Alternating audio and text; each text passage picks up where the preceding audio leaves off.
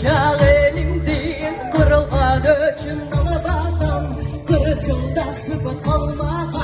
kırsıl kırgın salabasam kurban diyadım aklından kurzum benim dağısam kamına vıcı gider karadan da kalmağa ırçağımdayı güç veren ötkönöştü olmağa öksü gönüldün ayıman hüküm hüngömet kapa doğulgan eldin obağı meni ganti uhdada mına işti oynasan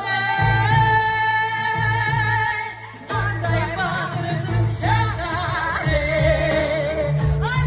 Sarıboğaz'ın Respublikası'nın üyesi diyen artiste, evet artçısı Gülsat